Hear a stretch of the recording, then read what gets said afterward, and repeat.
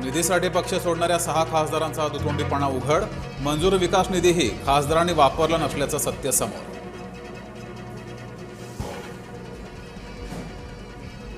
अधिवेशनाच्या दुसऱ्या दिवशी विरोधक आक्रमक. विधिमंडळाच्या पायऱ्यांवर महागाई विरोधात आंदोलन.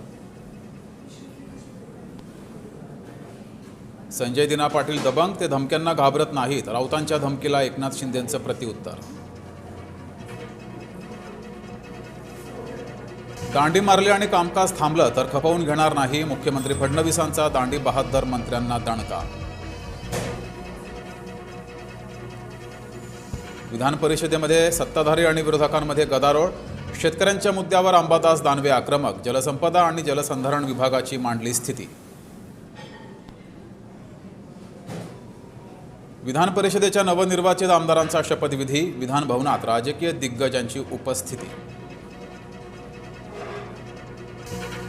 अधिवेशनात भाजपा आमदारांना बायोमेट्रिक हजेरी बंधनकारक.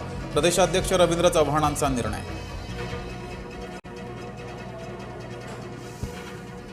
विधान परिषदेमध्ये भाजपा आमदारांची संख्या 35 वर तर राज्यपाल नियुक्त 5 आमदारांपैकी 3 जागा भाजपाच्या वाट्यास येण्याची शक्यता. सातारा सांगलीमध्ये फुटलेल्या 100 मतांवरून महायुतीमध्ये राजकारण तापलं. नक्की हिशोब करू, आम्ही हिशोबात पक्के आहोत. जयकुमार गोरेंचा पालकमंत्री शंभूराज देसाईंवर निशाणा. कल्याण मुरबाड रोडच्या गोवेली चौकात ठाकरे गटाचं रास्ता रोको.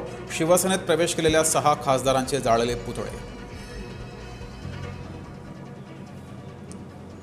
घुले हत्येप्रकरणी दुटप्पी भूमिका घेतल्यास सरकारचे 2 हात करणार. धनंजय मुंडेंनी दूरध्वनीवरून साधला आंदोलकांशी संवाद. राज्यातील ड्रग्सचा मुद्दा विधानसभेत उपस्थित. ड्रग्सचा मुळासकट नायनाट करणार. मुख्यमंत्री फडणवीसांची विधानसभेत ग्वाही. पुण्यातील केतन अग्रवाल मृत्यू प्रकरणात धक्कादायक खुलासा. होणाऱ्या बायकोनंच मित्रासोबत मिळून होणाऱ्या नवऱ्याला दरीत ढकललं. पैठणमधील खेरडा लघु प्रकल्प कोरडा ठाक. खेरडा परिसरातील गावांमध्ये भीषण पाणी टंचाई.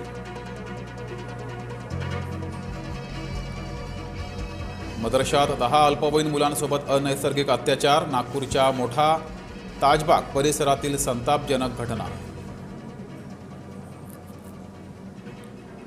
पाण्यासाठी दाद मागावी लागणं दुर्दैवी. पाणी उपलब्ध करून देणं हे सरकारचं कर्तव्य. पाणी टंचाईवरून उच्च न्यायालयानं सरकारला खडसावलं.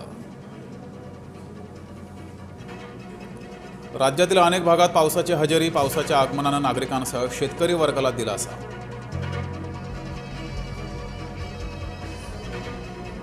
मुंबई गोवा महामार्गाला लागलेलं शुक्ल काष्ठ काही संपेना. महामार्ग चौपदरीकरणाच्या कामाला पहिल्याच पावसाचा फटका.